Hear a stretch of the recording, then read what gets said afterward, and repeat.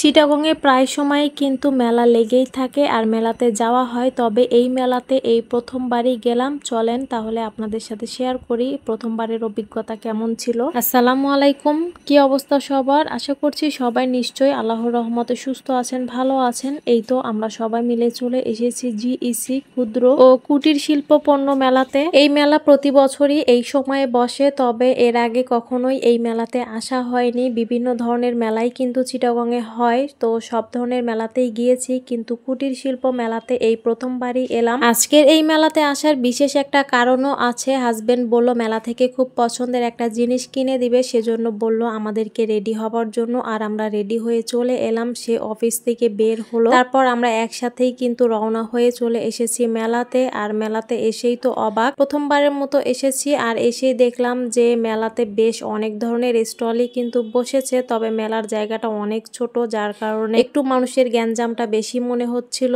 আমার কাছে মেলা জিনিসটা একটু বড়সড় না হলে আবার ভালো লাগে না। খোলা মেলা হবে, সব ধরনের স্টলই থাকবে, তাহলেই কিন্তু ভালো লাগে। কিন্তু এই মেলাটায় এসে দেখলাম যে অনেক চাপাচিপা ছিল, একটার সাথে একটা দোকান লাগানো ছিল আর হাঁটা চলার মতো জায়গা খুবই কম ছিল আর মানুষের ভিড়ও অনেক বেশি ছিল, যার কারণে সেরকম কোনো দোকানেই দাঁড়ানো যাচ্ছিল না। এত মানুষের ভিড় থাকলে কেনাকাটা করেও কিন্তু ভালো লাগে না। এই তো একটা কসমেটিক্স এর দোকানে চলে এসেছি। মেয়েরা কিন্তু জুয়েলারির জন্য সব সময় পাগল থাকে, তাদের পছন্দের জিনিস হলো জুয়েলারি। তো এখান থেকে কিছু পছন্দের জুয়েলারি আমাদের মা মেয়ের জন্য নিয়ে নিলাম। আর এখানের কালেকশন গুলো যথেষ্টই ভালো ছিল, কালেকশন অনুযায়ী দামটাও রিজনেবলই ছিল। আমার কাছে কিন্তু এই দোকানের কালেকশন বেশ অনেক ভালোই লেগেছে। নিতে নিতে তো অনেকগুলোই নিয়ে নিয়েছি, তারপর দেখি যে অনেক টাকারই নেওয়া হয়েছে। তো কি আর করার, পছন্দ যখন হয়েছে নিতে তো হবে। আর আমার মেয়ের চোখ আটকে গিয়েছিল এই সমস্ত বাচ্চাদের জিনিসের দিকে, সে কিন্তু এই সমস্ত জিনিসের জন্য অনেক বেশি পাগল, বারবার বলছিল নিয়ে দেওয়ার জন্য, কিন্তু ভিড়ের কারণে সেরকম দেখতেই পারছিলাম না। তো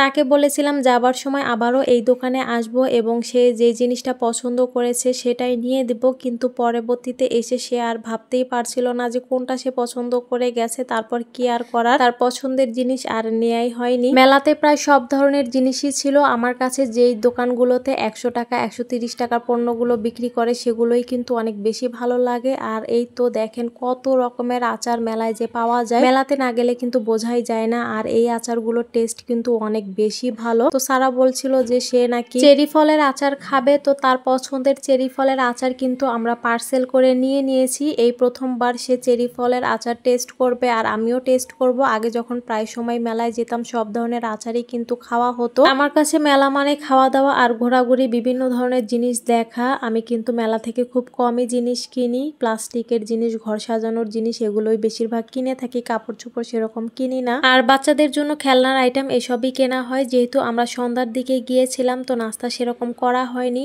তারপর যেহেতু জিইসি তে গিয়েছি, এখানে কিন্তু খুবই মজার চটপটি ফুচকা পাওয়া যায়। আর আমাদের পছন্দের সব ফুচকা আমরা এখানে অর্ডার করেছিলাম, ঝাল ফুচকা, দই ফুচকা, সব শেষে ছিল রাজকাচুরি আর বাচ্চাদের পছন্দের ছিল লাচ্ছি। এগুলো নাস্তা করে তারপর বাসায় চলে এলাম। আর এই তো এখন আপনাদেরকে দেখাবো মেলা থেকে কি কি নিলাম। তেমন কিছুই না, প্রয়োজনীয় কিছু জিনিসই নিয়েছিলাম। সারা বাবা বলেছিল আমাকে নাকি মাটির বাসন নিয়ে দিবে, সে মাটির বাসনে খাবে। তার পছন্দ মতোই কিন্তু মাটির বাসন নেয়ার জন্যই মেলাতে গিয়েছিলাম। প্রথমে ভেবেছিলাম একটা ডিনার সেট পুরোই নিয়ে নিব, পরে ভাবলাম যেহেতু মাটির বাসন এর আগে ব্যবহার করিনি তো প্রয়োজনীয় কিছু নিয়ে যাই, ভালো লাগলে পরে না হয় ডিনার সেট একটা নেওয়া যাবে। এই যে পাতিলটা, এটা কিন্তু আমার কাছে অনেক বেশি ভালো লেগেছে। তবে একটা আফসোসের বিষয় হলো এই পাতিলটাতে কিন্তু রান্না করা যাবে না, শুধু খাবার পরিবেশন করাই যাবে। আর এই পাতিলটার দাম নিয়েছিল 350 টাকা। আমার কাছে এই মাটির হাঁড়ি পাতিলের দামটা কিন্তু অনেক বেশি লেগেছে। কি একটা মজার বিষয় তাই না? আগে কিন্তু মানুষ মাটির এই বাসনই ব্যবহার করত, তখন কিন্তু এত দাম ছিল না। আর এখন নতুন করে মানুষ আবারও মাটির বাসন ব্যবহার শুরু করেছে। আর দেখেন মাটির বাসনের দাম এত বেশি যে নাগালেরও বাহিরে। তারপর এই তো প্রয়োজনীয় কিছু সিরামিক্সের জিনিসপত্র